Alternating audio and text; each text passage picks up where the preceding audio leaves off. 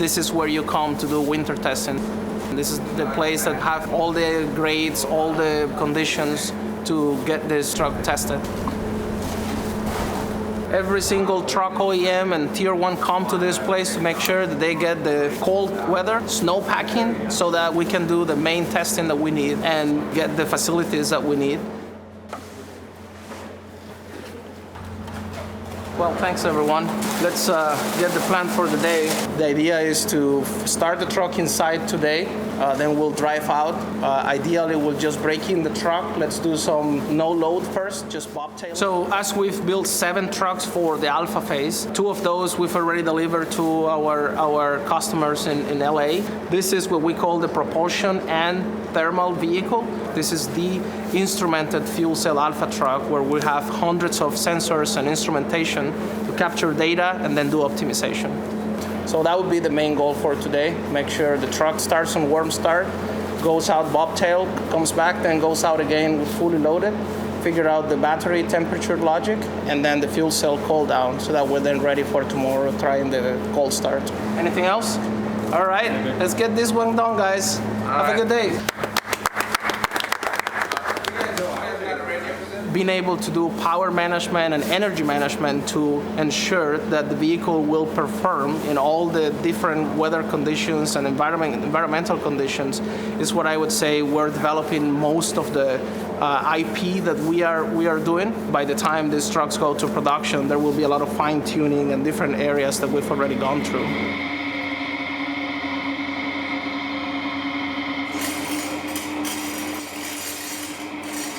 This is a 200 kilowatt fuel cell system. The scale is just of a different magnitude. We are developing a fuel cell for a Class 8 truck, which is going to see over 1 million miles. So in comparison, that's about 5 to 10 times of what a typical passenger car is going to go through. So that's really what makes it unique and just so different. What's coming out of the tailpipe of this thing? No, that's just exhaust, but it's free of all the usual emissions you see with a truck. So this is just steam, as pure and good as it can get. That's the fuel cell running, and we're making power. The exhaust is only at about 80 degrees Celsius in comparison to a typical IC engine, right, which is putting out exhaust at almost 600 degrees Celsius, right? This is a lot lower. I'm totally fine putting my face right next to it.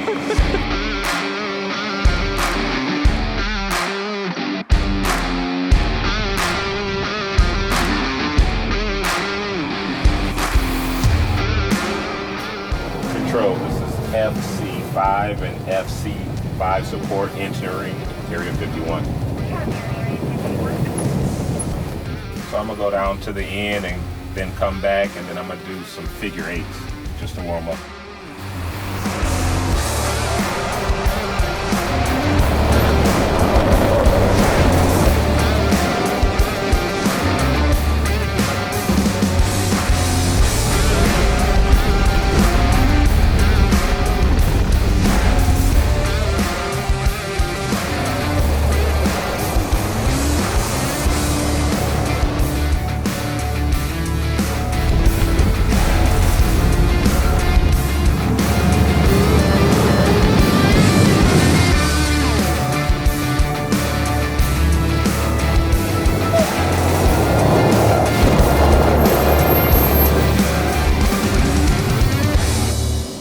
In this area over here, what we do is we're going to test ABS. We're going to make sure that ABS works. This is probably about a football field and a half full of ice.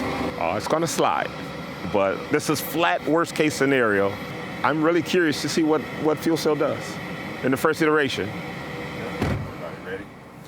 It's going to be slow steers, and get ready to giggle. All right, here we go.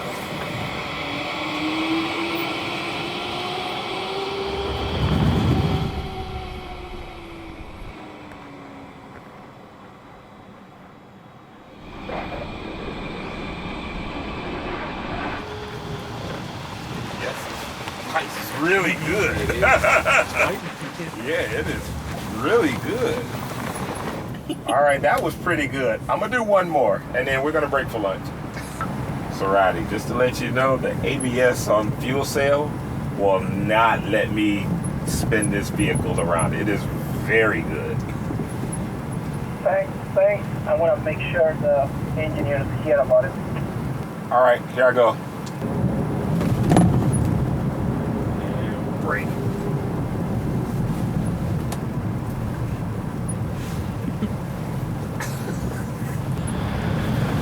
Woo! Woo-hoo-hoo!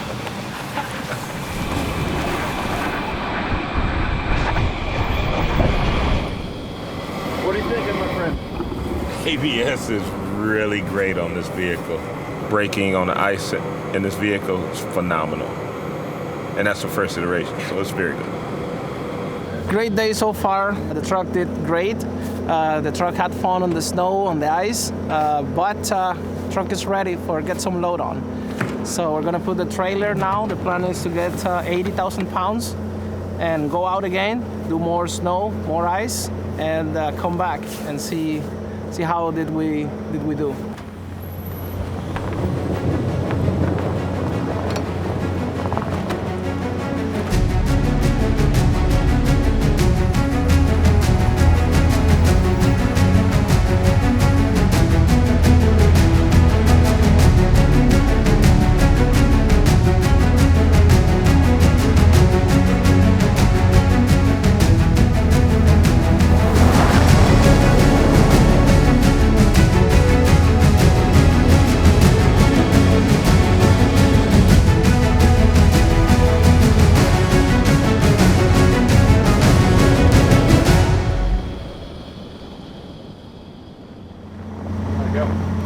Great day.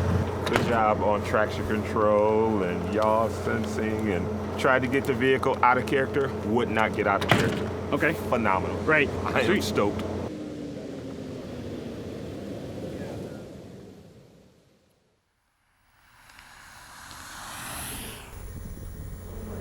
It's a cold and chilly morning, 10 degrees Fahrenheit.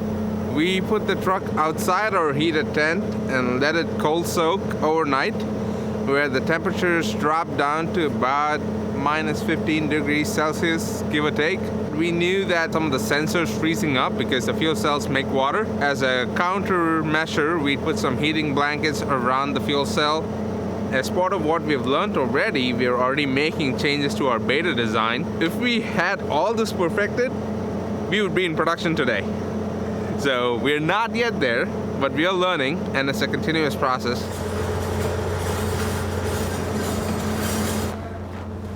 The temperatures on the fuel cell are not ideal right now, but we're gonna get out of the way today, the BEV mode cold start. Okay. And we have enough SOC that we could take it out for a spin, no problem, so that should be okay. So right now we're in the northern part of the Upper Peninsula of Michigan. We're after cold temperatures, and we're also after what I call low mu. Mu is basically my surface friction. So how much grip do I have on the ground? Michelle, can you report SOC again?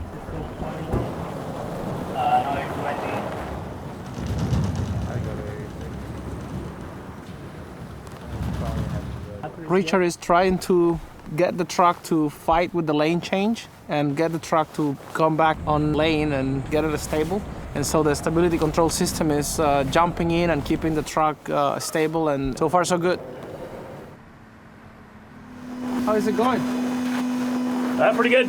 We were able to get up to 65 kph for the lane change maneuvers. So with respect to the control brake system, I'm completely ecstatic. That ability to make cars safer than the drivers can do by themselves and have them going, wow, this is great. I'm still pointed in the direction I intended. I was able to execute the maneuver that I needed to do. That's tremendously satisfying for me.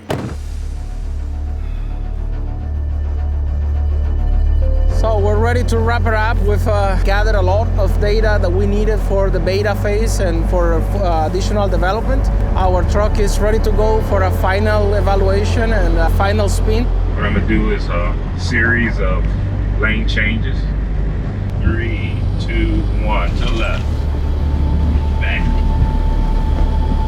to right.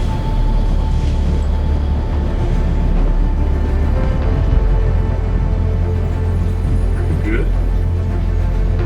Very good.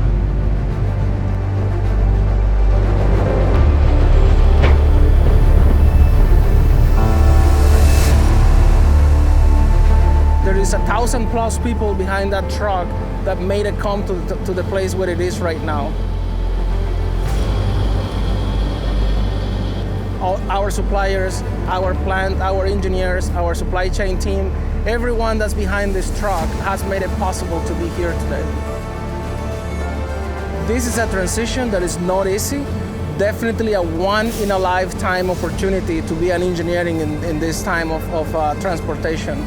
We are really pushing the envelope and changing completely the trucking industry into what the future will look like now.